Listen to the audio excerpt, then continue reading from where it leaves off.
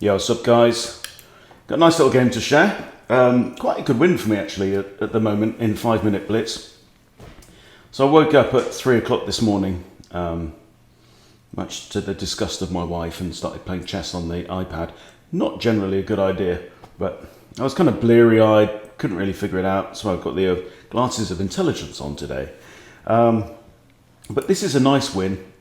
And because my opponent's rated 1433, I mean, my highest in blitz like 1489, I've never hit 1500 in blitz. I actually dipped under 1300 in the wee small hours of the morning. But anyway, so this comes into the category of punishing the pawn addict. So let me take you through the game because it's a load of fun, and it also features a very disappointing missed win. Okay, so he plays the French. And I forgot it was the French, and I thought it was the Philidor, because if it was the French, I'd have played f4 and knight here with the Pelican attack. But I forgot, and I just played d4 anyway. And then he played d6. So this is actually transposed into a Pitt's small centre defence, right? So right now, he doesn't seem to be going mad with pawns, but hold on. Knight f3, and c6, and bishop d3. So I'm going for a kind of treat it almost like a modern. I'll probably play c3. I'll probably develop my bishop out somewhere here. Maybe develop my knight here, queen, castle, long castle, and attack up the king side. All right, that's the idea. So now h6. I'm thinking, what is this nonsense? c3. He brings his knight out behind his junk, and I develop my bishop, and he attacks with g5. So I just slide the bishop back. So now it's very much like, I've got a wedge in the middle, and he's attacking down the king side. He pushes again, I retreat the knight. He pushes another pawn. I'm like, what is this character doing? This is 8 moves, he's moved 1 piece. And he's made 7 pawn moves. Madness. Anyway, so I pivot my knight round here, creating room for this knight to come there. He develops his bishop, but it is biting on granite, looking down at this dark squared pawn chain. But, pawns move. That's what pawns do. Develop knight. I'm just playing pretty principled if I can. Now, we have a pawn break. We have a challenge in the middle of the board. Both kings are still centered. No one has castled. Do we want to push with the possibility of a trade off in the middle, surrendering a center pawn and promoting his wing pawn, or do we want to exchange in the middle? I decide to push on, and he pushes on, and so now I move my queen here. I want to make sure that my knight has a route round, but also I want to castle, and I'm not afraid of this at this moment because I can capture with a bishop. This pawn would be unprotected if it were to advance, so it isn't really a fork. Well, it is really a fork, but it's attacked by knight and bishop, so hey, hey.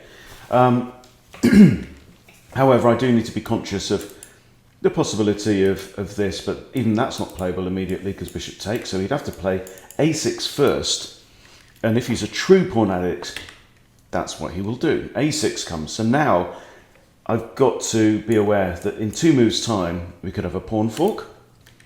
So back comes the knight, so my knights are just like dancing around at the moment, and this Charlie is throwing all his pawns at me and doesn't seem to give much of a jot about piece development. So hey, b5, lo and behold. Now, obviously I can't put my knight here now because if he pushes on, my bishop's then trapped and I lose my bishop. So I dodge my bishop back. He develops a knight. I push b3, just wanting to stop ideas on this side, really. I could have castled. Could have castled kingside, but then he's got these advanced pawns. So it's a very curious position. And guess what? f5 comes, attacking me in the centre, and now it's time to castle, right? I figure if he wants to blow open the centre, I'll probably take that with a knight, could take that with a queen. This is all good because he's got no king safety here, and he's not got much better on the queen side either. But he doesn't. He traps my bishop. Oh no. And I missed it. I missed it completely, right? I've I figured out to save my light squared bishop, and I blunder my dark squared bishop. So I grab the c pawn. I don't really want to capture the f pawn. In fact, that might have been a better move. Because if I capture, he's going to take back, right, with the e pawn. I guess I was worried about getting the rook on here, but that's not a big worry. Anyway, so I take on c. This is a blitz game, right? This guy's used 31 seconds so far. He thinks he's going to walk it. So he recaptures with the knight. And now you can see his kind of space advantage is starting to show. And he does seem to have kind of built himself a system where he can just shuffle all his pawns up the board and they're relatively well protected. So I push b4 to kick the knight away, knight retreats, and now a4, right? So I do have, although I've lost a piece, because Charlie's gone, ain't no Charlie anymore, I have a pawn majority here on the queen side of the board. So let's attack there. I don't want to create action round here, no. So his bishop comes out, again, not with much, many prospects. This bishop isn't looking good, nor's this one. I decide to take, he takes back with a pawn. Now, my rooks are not connected, so I can't allow him to capture here, that would just be silly. So knight b3, now the rook's defended by a knight and a rook, and he decides to trade off rooks. And this starts to give me ideas, now I've got a noticeable pawn majority and I own the open file. So now he castles short, but his bodyguard is long gone. Right? The king is defended only by pieces right now. However, it's not that easy to break through all these pawns, is it? So, any road. Bishop comes out now looking at this knight, and I'm starting to have ideas. This knight might come in maybe to here, have a look at the bishop. I've got my rook ready to dive in up the queen side. This seems to be where the action needs to be. He pushes f3, obviously I push g3. I just want to block things off around my king. His knight now swings round towards my king side, but where's it going to go from there? So now I attack the bishop's undefended. Let's create a problem. I'm also attacking x-raying the knight, which is also attacked by the bishop. So his bishop has to go here to add a second defender to the knight. There it goes. Now I swing my knight in, ready to come in and maybe hit his queen, right? He pushes a pawn, I ignore it. In comes the knight, hit the queen. Queen has to move. So now I've only got the one attacker because my knight's blocking the bishop. I've got one attacker here, but yet swing the knight round and his knight, we discover, is pinned. Because my bishop's looking at the queen. So his knight can't take, and this knight has just become attacker number 3. Right, so, and he's got, what, 1, 2 defenders. So, what's he got to do? He's got to summon up another defender. And this knight can't do it because it can't get to either of these squares. Well, first he trades off here. I take back with the h pawn. I'm not concerned.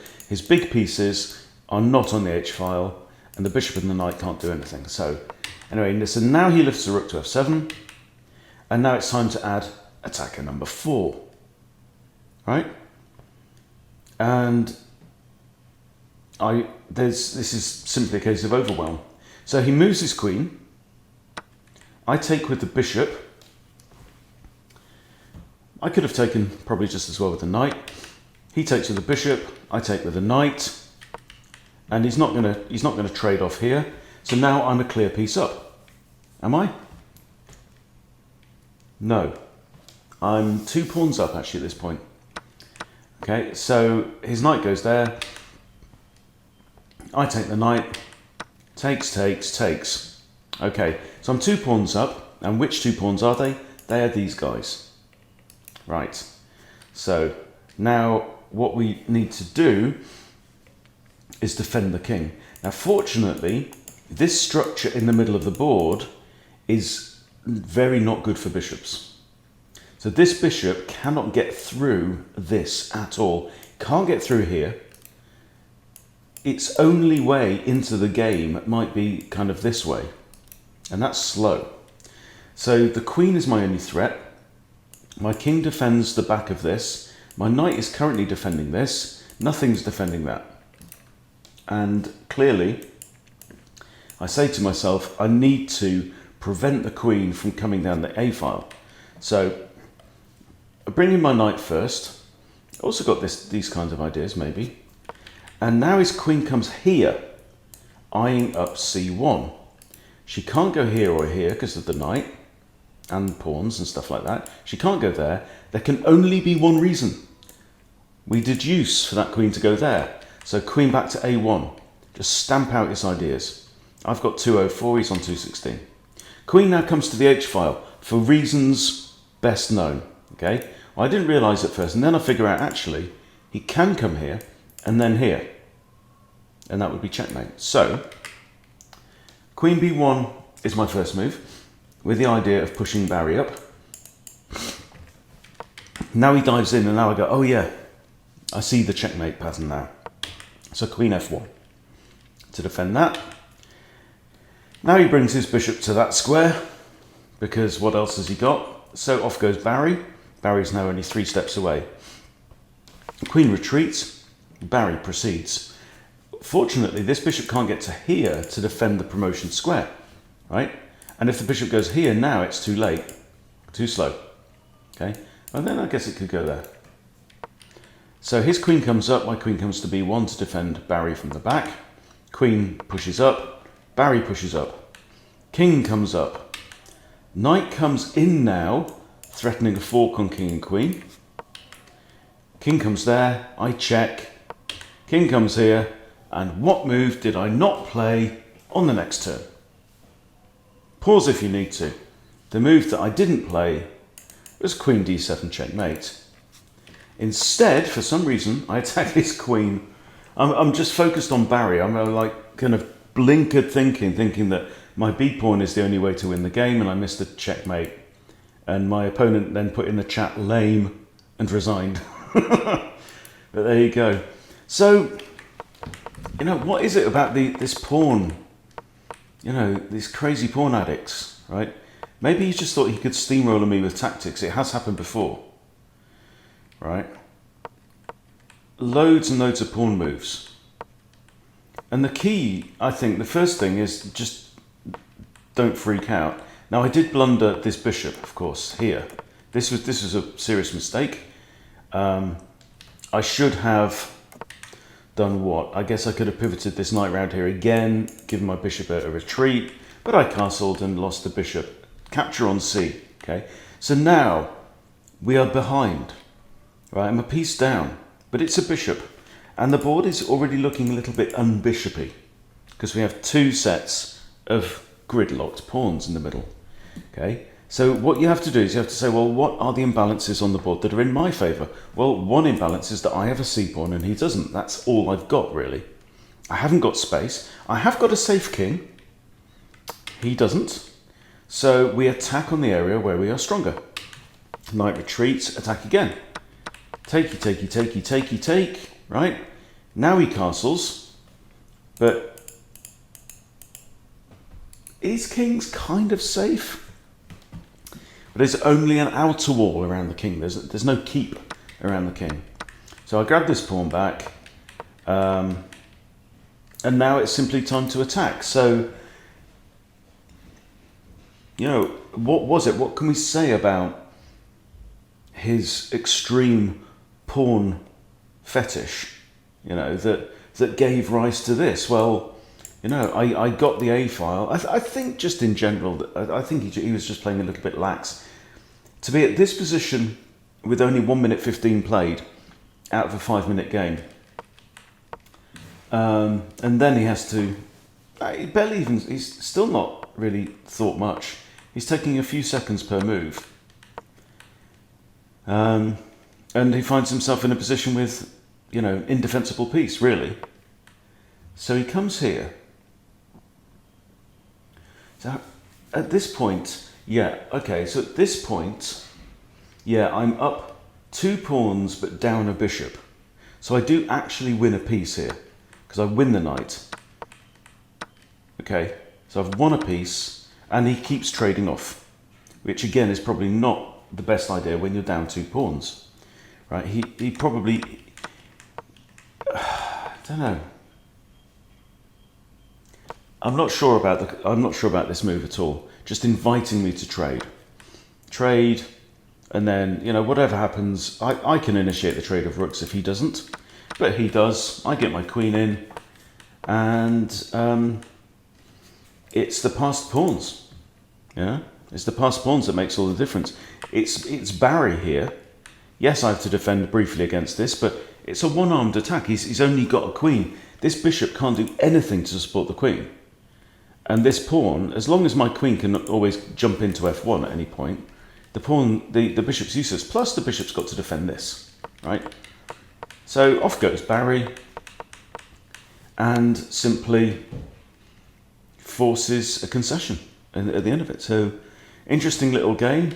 Always nice to punish a pawn addict, and I really hate it when they get one over on me. So there you go, nice little one there. But the second video that I'm going to do for you today is a much more unpleasant example of a missed win. This missed checkmate, yeah, it was less like stupid, and I know it's something I need to work on in my game. I really do. Just add it to the checklist. Can you checkmate your opponent? Right, it shouldn't really have to be spelled out like that, but clearly it's not quite in the old grey matter yet.